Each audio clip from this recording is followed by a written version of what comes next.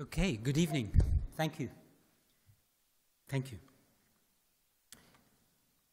I had prepared some remarks about internet governance, which I'll get to.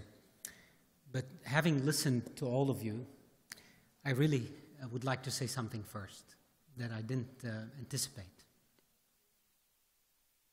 When I raised my hand 33 years ago at an American embassy in war-torn Beirut to accept coming to this country, I did not know the internet.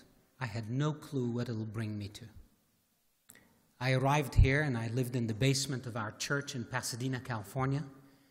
I didn't speak English, so my pastor told me, forget architecture, go for this stuff called computer science. They'll stick you in the back of a room and you won't need English. So this is why I'm in this business. I learned English. And then I rode on the coattails of what you've done, all of you here in this room. Listening tonight to all the great things, not just great things, but remarkable things. I was telling Ed, if at each one of these we would imagine that it didn't happen, that there wasn't leadership, that there wasn't courage, that people didn't do what they did at CCIA, what would have happened? I am the product of what CCIA has done. An immigrant arrived with $482 that I thought will last me 3 years. They lasted me 3 days.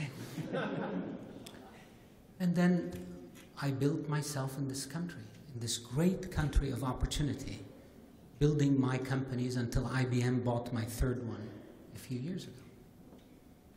It's a remarkable place that you've enabled, and I'm so deeply grateful that you did the work you did, Ed, and Senator Wyden, and Congresswoman, all of you. It's really remarkable. And so many people around the world need this. You know, we need an Ed Black in Kenya. We need an Ed Black in Congo. We need an Ed Black in Saudi Arabia. We need this to happen around the world. That's what's missing. They don't know. But this is the face of American innovation that they don't know, actually. This is what was missing at the wicket. That face of American innovation was missing. And we owe it now to the world. And I'll tell you why. Because, as the senator said, we are facing a pretty dangerous time right now. We think that by taking care of our freedoms here, we're keeping the internet open, these shipping lanes, as the senator said. But they're in danger right now. For those of you who were at the wicket, and I was for a few days, it was a pretty scary place. It was scary not because we had a fight that we could fight. It was a scary place because we had a few countries on one side that understand the issue and were fighting against internet freedom. And we had some countries on the other side, the US, Sweden, parts of Europe, sadly, a few countries here and there, like Brazil, Kenya, Bulgaria. But the rest of the countries in the middle had no clue. They didn't know what to do. This is the part that amazed me. I had to spell ICANN to 6 ministers. They don't know who we are. They have no idea how this thing happened. So where do they go?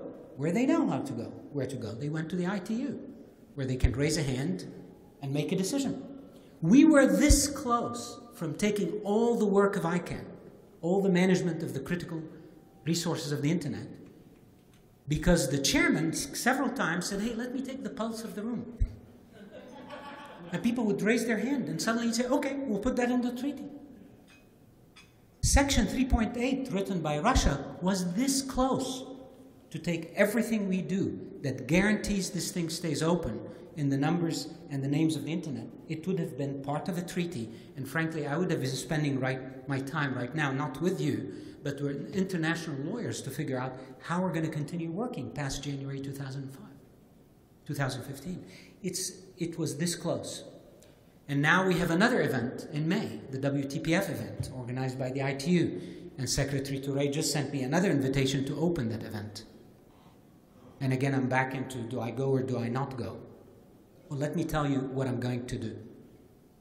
And I should have told the Department of Commerce before telling you, but I will tell them in the morning. I have breakfast with them.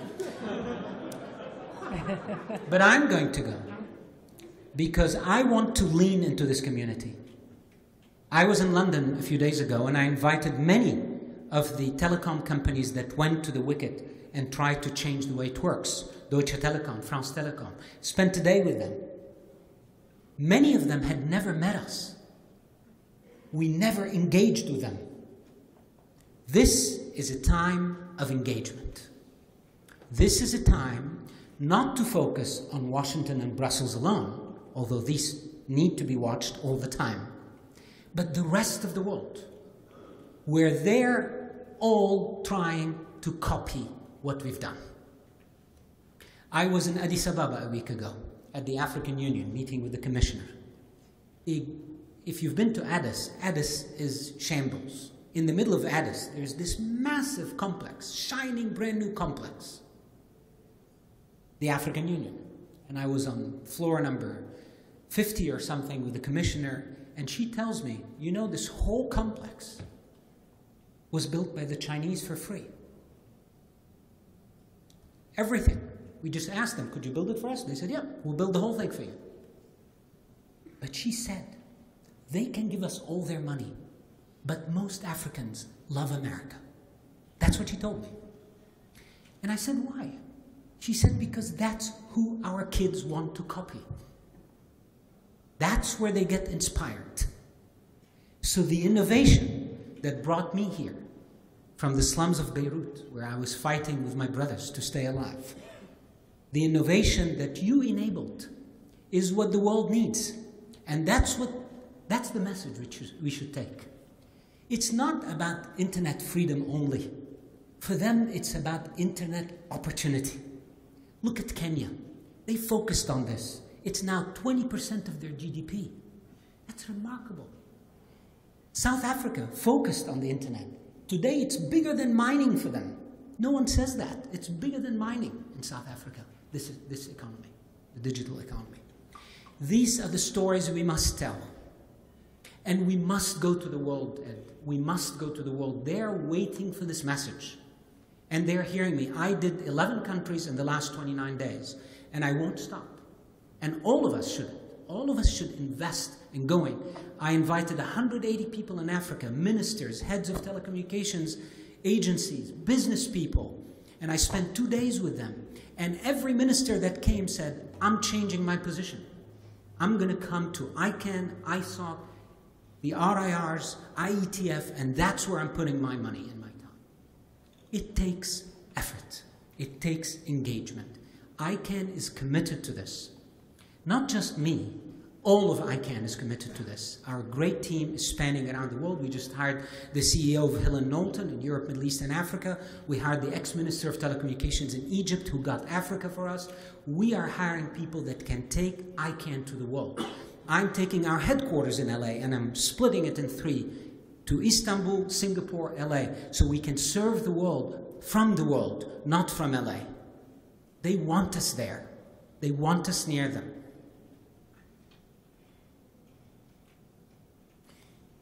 I just want to finish by telling you a story.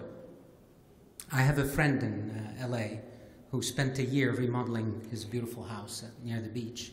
And just before they got done, a month before they got done, his wife was walking in the house, and she's a physician. She told him, there's a smell in the house. Smell? He said, no, don't smell anything. He ignored her, but the next morning he starts seeing the wood floors popping. He's an engineer. He went under the house. You know, in California, the houses are on stilts. He opens the door to the underbelly of the house, puts the lights on.